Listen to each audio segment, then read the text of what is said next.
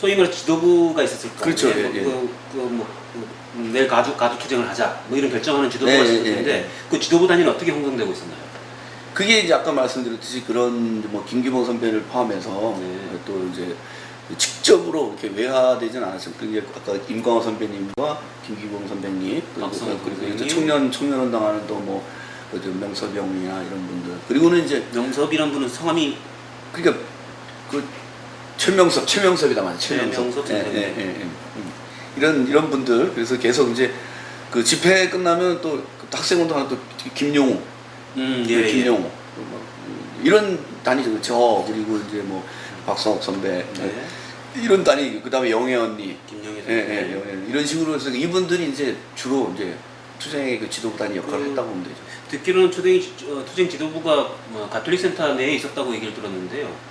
그랬을 거예요. 지금 방금 말씀하신 최명석 선생님이나 박성옥 선생님, 김영우 선생님, 뭐 김영애 선생님, 김기봉 선생님까지 포함해서 이런 분들이 모이는 장소가 따로 있었던 건 아니고요. 아니 그때마다 이제 옮겨가면서 이렇게 했죠. 뭐 이걸 왜냐하면 이거는 공개 저거가 아니니까 비합 부부를 이렇게 또 하는 거니까. 그러면 이제 이분들이 모여서 그 투쟁 방식이나 방향을 정하고 또 이분들 각각 자기하고 관련돼 있는 사람들한테 연락을 해서 그 투쟁 지침을 내고 그리고 다시 또 모여서 얘기하고 이런 식으로 계속 기간을 이끌어간 거군요. 그렇죠. 그래서 이제 6월 29일 날 이제 그 유치장에서 나오고 난 다음에 사실은 6.29 선언이 나오고 난 다음에 급격히 시민들이 참여율도 떨어지고 쭉 쇠퇴기로 빠져들어간단 말이에요. 지금 말씀하신 요 지도부 내에서도 그런 고민들이 되게 많았을 것 같은데 이 상황을 어떻게 할 건지에 대해서 그런 논의들이 혹시 있었는지요? 이제 그것보다도 일단 뭐 7, 8월 또 노동자 대충이 또 있었으니까 이 정치적인 영역이 정치적인 민주화가 어느 정도 이렇게 되니까 이 노동운동 이쪽이 활성화되는구나. 그래서 굉장히 그때 깜짝 놀랐죠. 아 이게 그거를 이렇게 87년 노동자 대투쟁 그렇죠. 마치 이제 그 고구마가 다 이렇게 줄줄이 엮이듯이 이 정치적인 어떤 영역이 확보되니까 그것은 경제적인 영역도 이렇게 또 외화될 수 있는 그런 게 되는구나. 그걸 그때 새삼 또 실감했었고. 근데 중요한 거는 이제 바로 그해 겨울이 이제 대선로를 직선제로 쟁취한 거 아니에요, 우리가 어떤지 간에. 그러니까 이제 그 직선제로 가기 위한 준비 작업을 하는 단계로 선거 문제가 그렇죠. 선거로 왔는데 근데 문제는 이제 우리가 그런 것에 대한 준비가 좀 덜 돼 있어서 다들 그랬을 거예요. 그래서 그때 이제 쉽게 말하면 이제 개량화된 정치 전술에 대해서 우리가 많이 이제 뭐랄까 분산돼 버렸어요. 그래서 사실 그때까지는 뭐 학생운동이니 사회운동도 사실 하나의 통일된 조직론으로 갔다가 87년 대선 때 이미 그때부터 이제 비판적 지지론 또 뭐 독자 후보론 뭐 이런 식으로 이제 나눠지게 되면서 갈등을 겪게 됐죠. 그래서 뭐 또 후보 통합론도 있고 뭐 이랬는데 그때의 저희가 기억나는 게 소위 그 전까지 이렇게 지도부에서 특히 학생운동이나 뭐 그래서 그게 하나로 통일돼가지고 이렇게 계속 토론하고 그랬는데 87년 대선 전에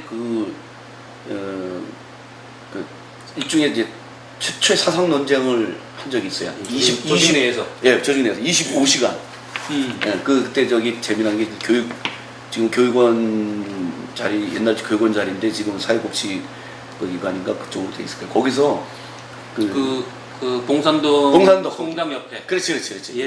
바로 성당 옆에 있는 교육원에서 25시간 마라톤 논쟁을 한 적이 있는데. 그것도 참가했던 분들은 어떤 분들이요? 주로 이제 학생운동하는 친구들. 예를 들면 아까 김영우 선생님. 그렇지. 김영우를 비롯한 그때 당시 이제 비판적 지지론자들이 연세대학교 학생운동을 지도하는 그 친구들이 있었어요.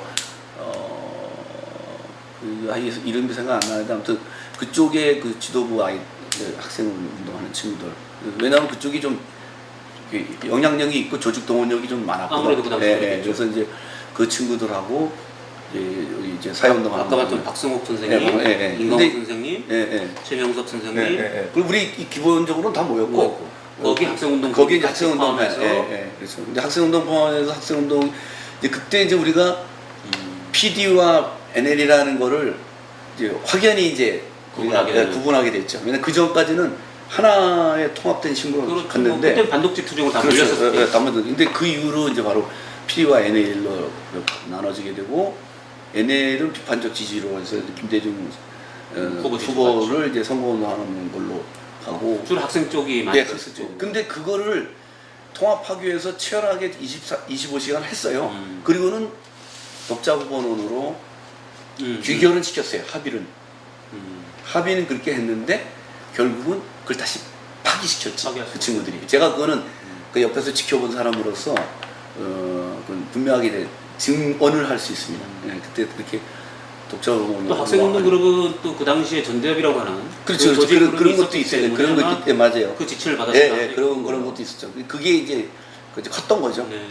지역 내에서는 이제 지역에 있는 사람들 같이 운동했던 분들이 모여서 후보와 관련된 우리가 어떻게 할 것인가의 문제를 25시간 동안 상당히 의미 있는 일이었을 것 같아요. 그렇죠. 저도 그래서 그 사상 논쟁의 그 현장을 지켜보는 사람, 저는 뭐 무식하니까 뭐 별로 이렇게 발언할 수 있는 위치는 못 되는데 그때 이거 굉장히 그 치열하게 그때 논쟁을 했던 기억이 나요. 근데 이제 하나하나 이제 설득해 나가면서 이게 좁혀는 났죠. 그게 그러면 대강 시점은 언제쯤일까요?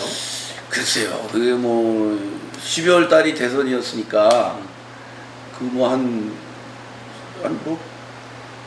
6년 한 10월? 10월쯤 되지 않았을까? 왜냐하면 이제 그 이후부터 선거운동 바로바로 해야 되니까 그랬던 것 같아요. 근데 이제 이 친구들이 파기했다는 걸 느낀 거는 선거운동 하는데 김대중 후보가 여기 원주 왔을 때 후보 연설할 때 그때 그냥 쫙 대고 참여해가지고 이게 할 때 그때 이제 약간 이제 배신감 같은 걸 느꼈었지. 근데 아무튼 근데 그 아까 말씀드렸듯이 속사를 들어보면 전대협이라는 뭐 그것도 라인에 또 영향도 있고 그때는 그때 공조 체제에 어쩔 수 없는 것도 있겠구나.